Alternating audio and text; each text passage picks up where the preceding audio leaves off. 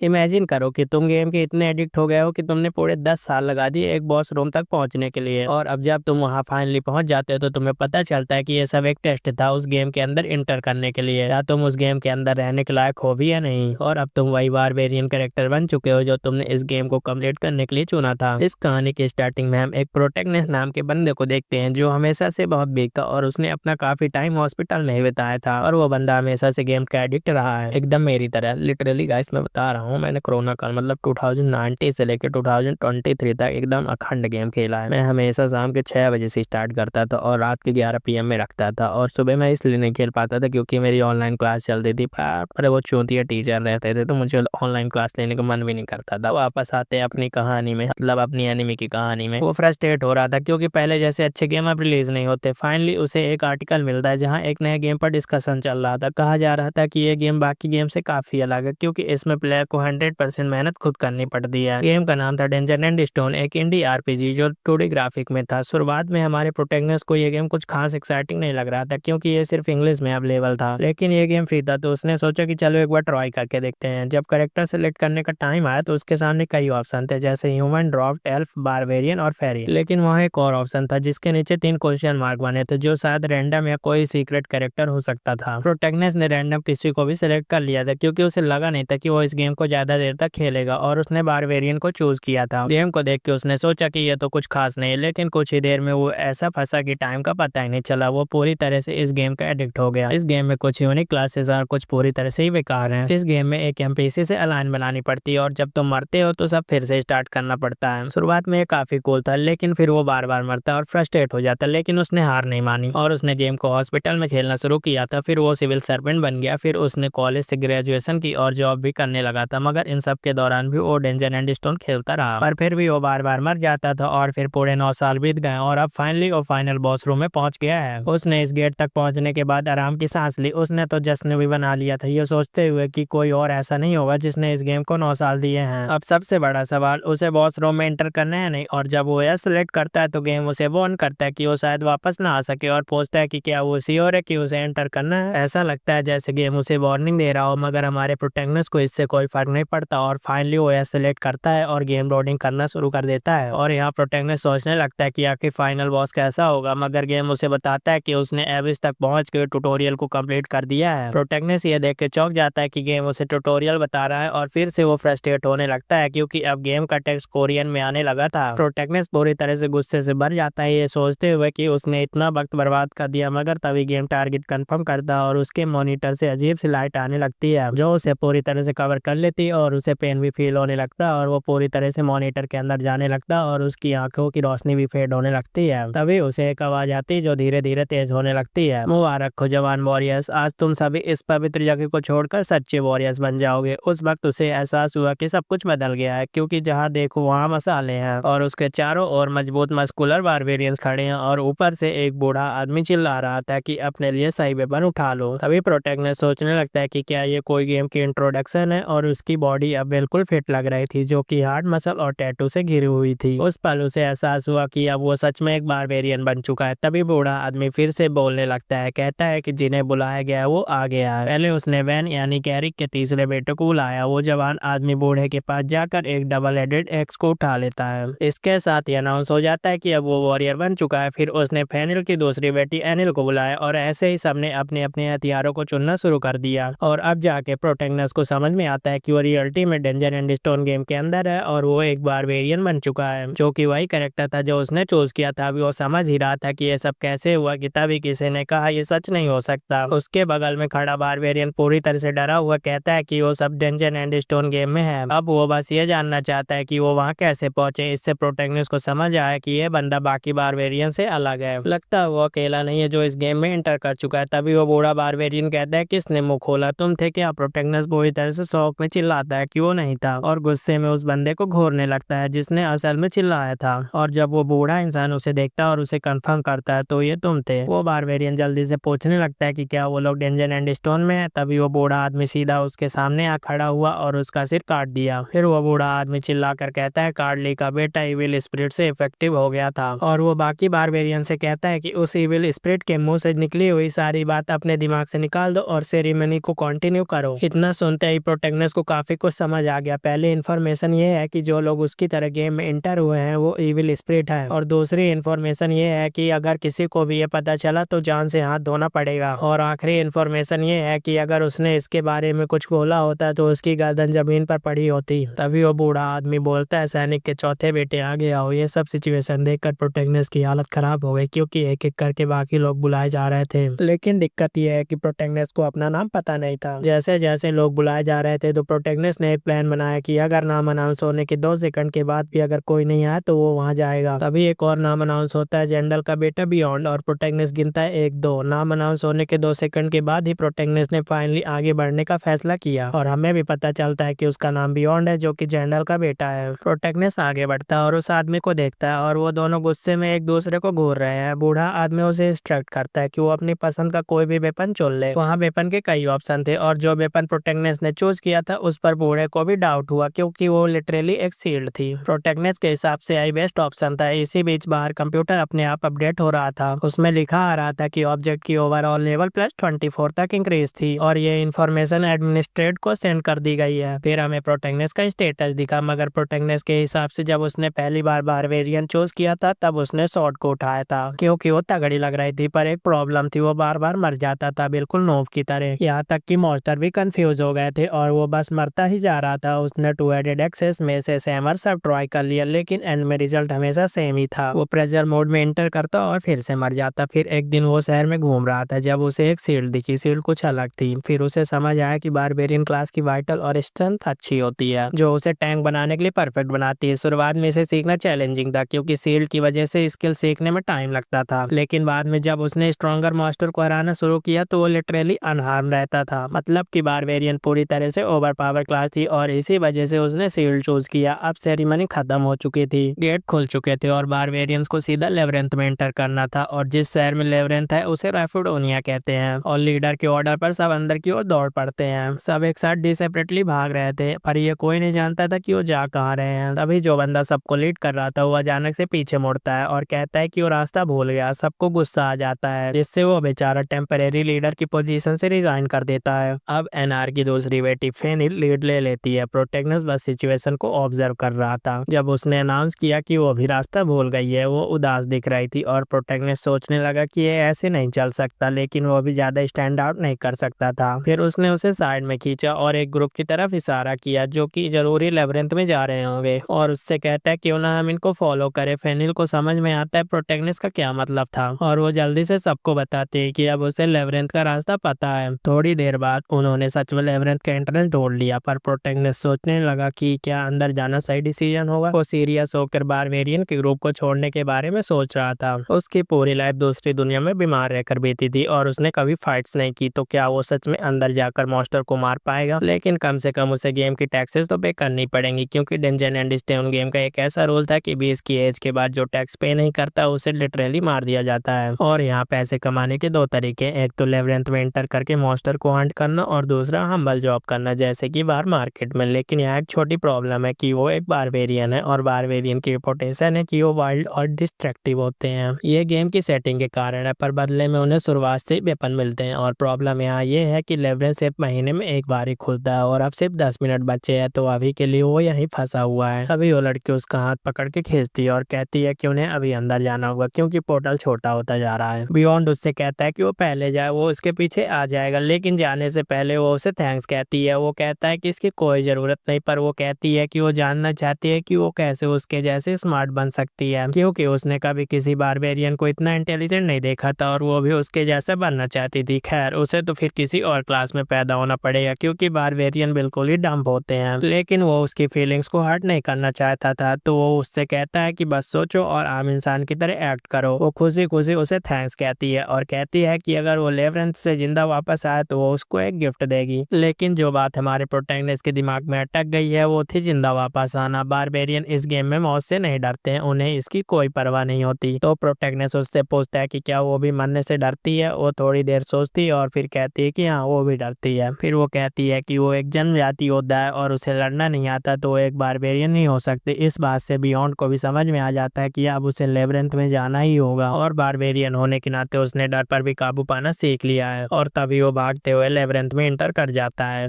Hello guys. Guys आप सभी को एनिमे सीरीज पसंद आई होगी, और अगर आपको ये जानना है कि बियॉन्ड के साथ लेबरिंथ में क्या होने वाला है तो इस वीडियो के कमेंट में आज टाइप कर दीजिए। और इस सीरीज को मैं तभी कंटिन्यू कर पाऊंगा जब आप इस वीडियो में 50 कमेंट्स कंप्लीट करा दोगे। तो अभी के लिए बाय बाय, मिलते हैं फिर किसी और न्यू वीडियो में।